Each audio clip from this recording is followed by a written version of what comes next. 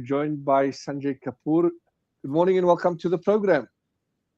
Good morning to you for inviting me to speak with people in South Africa, especially from your community. Thank you for joining us. We appreciate your time. Let us begin by picking up on the India Euro issue and the free trade deal. So, is this really a historic trade boost? This is a very significant deal, especially when it came at the time when trade and tariff and how the tariff issue has been weaponized by the America, by US way. India has been slapped with about 50% tariff on its good, 25% additional tariff has been imposed, slapped on us because we buy oil from Russia, which is another reason. So that is why it is very important that India gets a deal with Europe, which was earlier part of the larger compact that Europe and US had with everything. They always hunted together.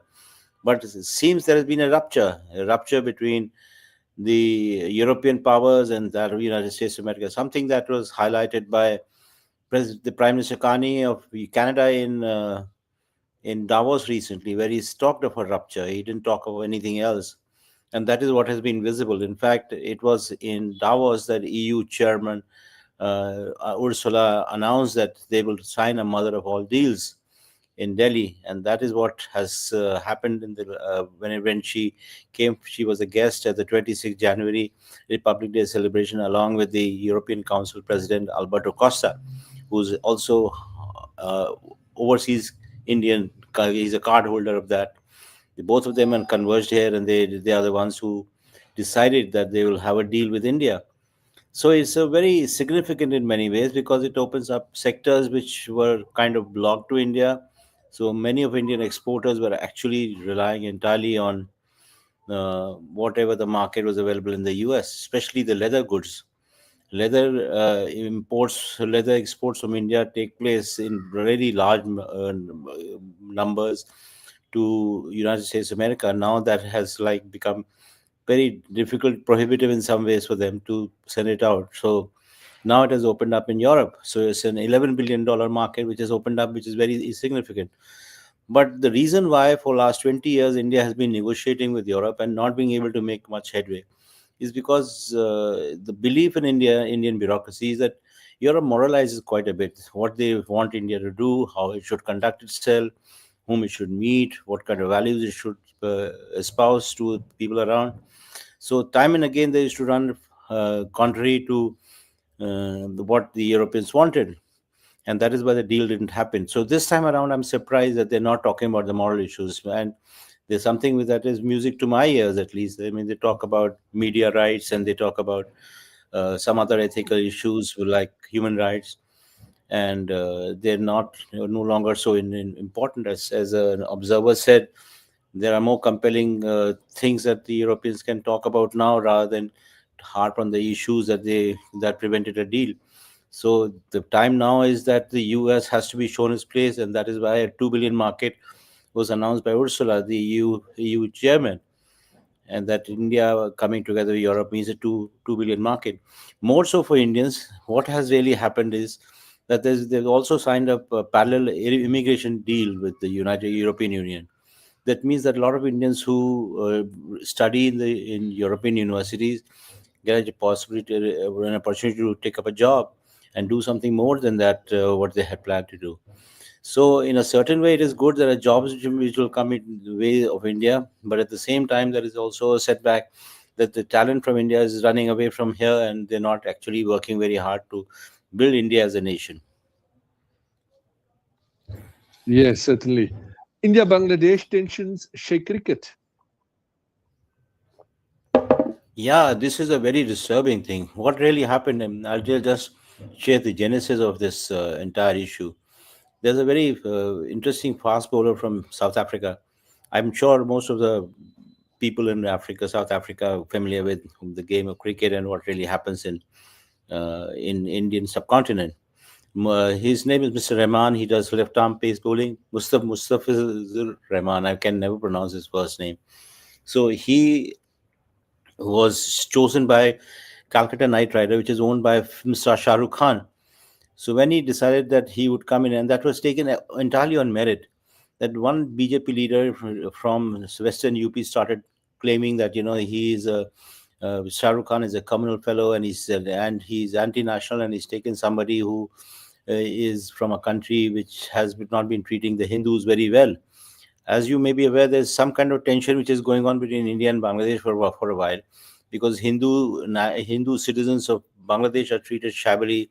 This is what the Indian claim is, whereas Bangladesh says something to the contrary, and that has kind of spilled over to cricket. Cricket is where politics and sports merge together, and that is where the problem really lies. So, what the Board of Cricket Control of India did promptly was to ask Shah Rukh Khan and his company KKR to drop Mr. Rahman from the team, and this was taken very, very badly by the Bangladesh Cricket Board. And they said that if Mr. Rahman is removed from the KKR team, then they are also not going to participate. Bangladesh is not a very insignificant force in terms of the number of people who watch and see TV, and the numbers that drive the popularity of BCCI and the cricket media rights that have been sold to all kinds of people. So, in a certain way, Bangladesh has the numbers, and this is one country which any study will share, which is where numbers are growing. I mean, there's no demographic deficit that is taking place in this country. So, this was not taken kindly by the government of Bangladesh, and they, in fact, said that they will not participate in the Bangladesh in the Cricket World Cup, which is getting hosted in India. So India promptly kicked them out, and they said that, okay, if you don't want to play in India, then we'll have some other teams which can come in. They got in Scotland. Bangladesh is deeply disturbed by this development, because they think that cricket can survive only if it continues to get some kind of support from a very wealthy BCCI. BCCI has a cash reserve of about $2.3 billion, one of the richest cricket bodies in the world, and also it is a body that sustains cricket in countries which are relatively poor in comparison to us. So, in a certain way, it is a setback for Bangladesh. BCCI is actually headed by the son of the India's Home Minister, Mr. Amit Shah. His name is Jai Shah, and they have through by selling the rights of media rights of the IPL, which is money spinner, they've been able to make a lot of money, and now they really call the shots. In fact, Mr. Jai Shah is also the chairman of the International Cricket Control Board, and if you ask me, he's never played cricket in his life, and that is what the whole thing is. He gets support from all the white nations in the world. Yes, a sad situation that reached this point. India's election commission removes millions from voter list, and what does it really mean? It's a very distressing, event which is taking place in India's democracy. If you take a look at it, about 600 million people have been 600 lakh people have been removed from the voters list, which is like a significant number. And yesterday only the matter went up to the Supreme Court again, and Supreme Court wanted to know what was the provocation from the Election Commission for going into a special intensive revision of the voters list when the election had taken place in 2024 with the same list. So they're still waiting for some kind of response to them. They said they wanted documentary evidence to suggest that. SIR at the face of it looks absolutely proper, but a lot of people have died in trying to complete. Yes, I'm talking about government servants who have been asked to meet deadlines, to go from house to house and get. I mean, they have been really tormented. So many people have died, and they were wondering whether really worth it. But we had elections in Bihar, which was also where a lot of people are removed, and this only feeds a campaign which has been launched by the Congress leader Rahul Gandhi, that they are removing voters from the list by doing vote chori. I mean, it's stealing of their votes. And that is what has been going on for quite a while. So let's see what comes out of it. There is very little likelihood that Supreme Court will really intervene, because they have allowed it to carry on from one state to another. Now you have elections coming up this year, later this year in Tamil Nadu and a few more states where I think they will do it. But they have been very wise. The BJP government, the one state where it was needed, they have chosen to stay away, and that is Assam. And as Assam, they have decided not to have a SIR, and that they think will cause a certain amount of turmoil. But the truth is that this is totally unnecessary. This is very provocative attempt, because it feeds into the campaign that has been going on in the US, where you have anti-immigrants who are being targeted, and India is a country where people who live here, poor people, they don't have documents, and this government, this SIR, demands documents, and the documents are very similar to the harassment that one sees in the US against, say, immigrants who are illegal or not. That's a different matter. But that is where what the truth is, because there is hatred for the outsider, especially when you talk to them. They would say only the Muslims are the ones who are being targeted in this SIR campaign. So, in a certain way, very distressing developments taking place. I was reading a report yesterday in one of the newspapers which suggested that there's been a clamor for people to return from other areas where they're working to go back to their hometown, lest they get removed as the citizens of this country and they don't have any way to prove it that they live in India, because they are all migrant workers working, say, for example, in the state of Karnataka or Tamil Nadu, and heading back to Calcutta from which they belong. And Calcutta is the center, is a state which is and West Bengal is the state which is being targeted by SAR.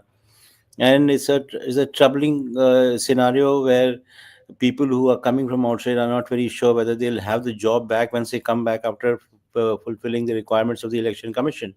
And election commission is absolutely unbending on such matters, and it is giving a kind of nightmare to these people who are traveling for 40, 50 hours to somehow reach the place before the deadline gets over.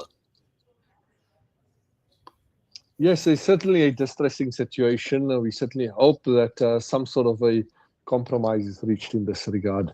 Thank you very much for joining us this morning. Your time much appreciated. Thank you and have a lovely day, Sanjay. Thank you, Sam. Thank you quite a bit. That was Sanjay Kapoor with the